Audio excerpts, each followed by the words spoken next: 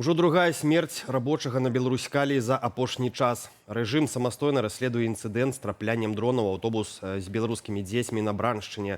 У Мінадукацыі падсумавалі першыя вынікі цэнтралізаванага тэставання.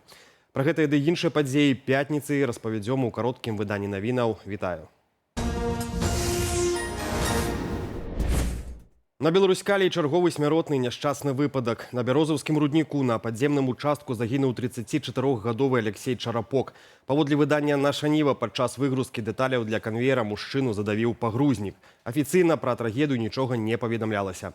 Загінулы цікавіўся рыбалкай, ды займаўся спортам, гуляў за мясцовы міні-футбольны клуб і удзельнічаў у паўмарафонах. У мужчыны засталася маленькая дачка. Гэта ўжо другая смерць на вытворчасці за апошні час. 11 чэрвеня на трэцім рудніку прадпрыемства загінуў 50-гадовы рабочы. Прычынай той трагедыі стала разбурэнне жалезабетоннай перамычкі на глыбіні больш за 600 метраў. Тады ж траўмы атрымалі яшчэ 2 чалавекі. Суд Еўрапейскага звязу пацвердзіў законнасць санкцыяў супраць Беларуськалію, яго гендырэктара Івана Галаватага і беларускай калійнай кампаніі. Суд адхіліў апеляцыі прадпрыемстваў і былога кіраўніка, пакінуўшы ў сіле ранейшыя пастановы. У прысудзе падкрэсліваецца, што гігант калійнай галіны ёсць важнай крыніцай валюты для бюджэту і на прасткі фінансуе рэжым. Сярод довадаў суда рэпрэсіі на прадпрыемстве, звальненні і пазбаўленне прэміяў удзельнікаў пратэстаў 2020 года, што кваліфікавалі як задушэнне грамадзянскай супольнасці. Суд прызнаў санкцыі сувымернымі, бо яны накіраваны на спыненне парушэнняў правоў чалавека і падтрымкі вайны супраць Украіны.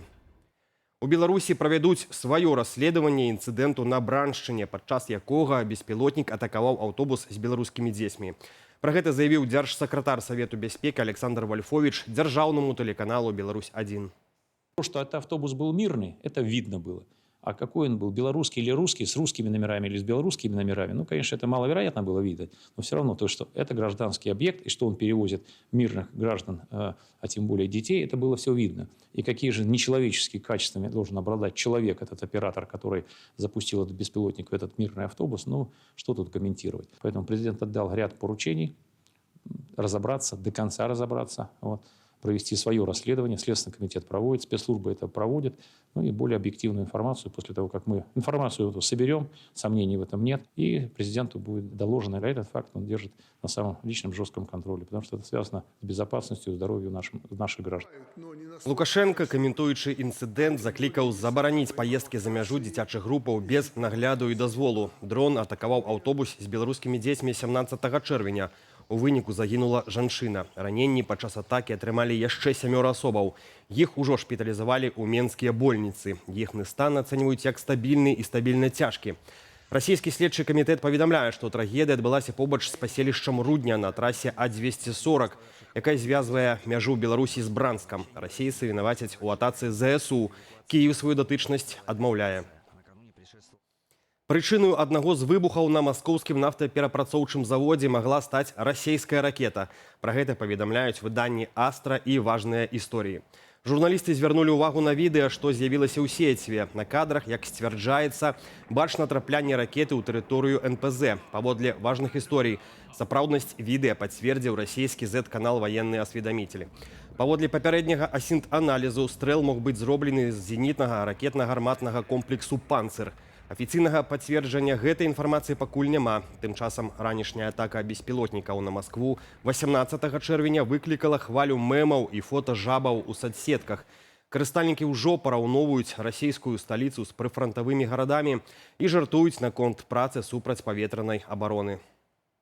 На чэмпіянаце свету па футболе вызначыўся першы удзельнік стадыі плэй-офф. Ім стала адна з гаспадынь турніру зборная Мексікі, якая датэрмінова забяспечыла сабе выхад з групы пасля мінімальнай перамогі над Паўднёвай Карэяй з лікам 1-0. Гаспадары турніру набралі 6 пунктаў і заваявалі першае месца ў сваім квартэце. У той час, як паядынак суседзяў з табліцы Чэхіі і Паўднёва-Афрыканскай рэспублікі завяршыўся нічыёй 1-1. Сапраўдная драма разгарнулася ў групе «Бі», дзе яшчэ адна гаспадыня мундыялю, Канада, упэўнена разграміла Катар з лікам 6-0. Форвард канадцаў Джонатан Дэвід аформіў хэт-трык і стаў першым за паўстагоддзя гульцом краіны-арганізатаркі, каму гэта ўдалося. У гэтым жа квартэце Швейцарыя пераканаўча перайграла Боснію і Герцагавіну з лікам 4-1. Новы кірунак для аматараў зімовага адпачынку. З 25 кастрычніка Белавія запускае рэгулярныя рэйсы з Менску ў Бангкок. Палёты будуць выконваць раз на тыдзень у нядзелі на шырокафюзеляжным Airbus A330-200.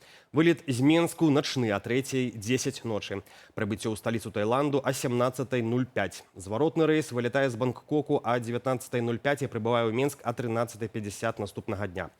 Цана квіткоў пачынаецца ад 1700 рублёў у адзін бок і складае крыху больш за 3000 рублёў за падарожжа туды і назад. Квіткі на рэйсы можна купіць на сайце Белавіі ці ў турагентаў. У Міністэрстве адукацыі распавялі пра першыя вынікі цэнтралізаванага тэставання. Агулам у іспытах узялі ўдзел больш за 66 000 чалавек. А вось максімальны вынік 100 балаў паказалі 583 абітурыенты.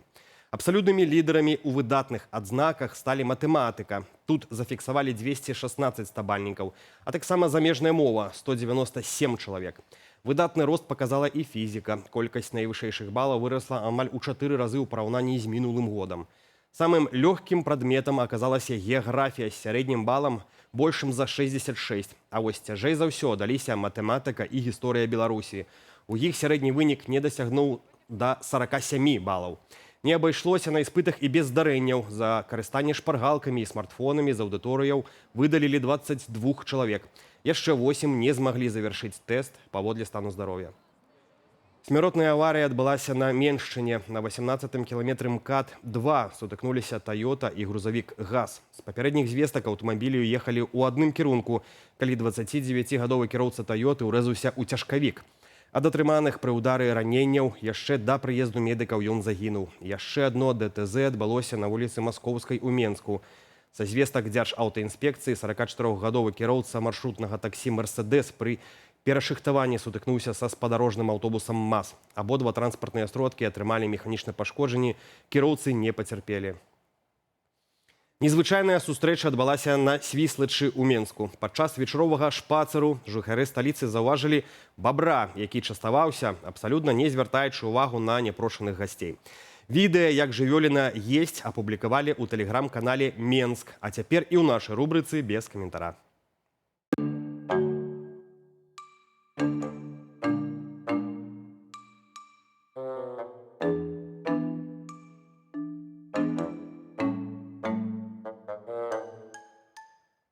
Пра развіццё падзеяў апавядуць мае калегі ў вечаровых выданнях аб'ектыву і студыі «Белсат» а 19 гадзіне па Менску.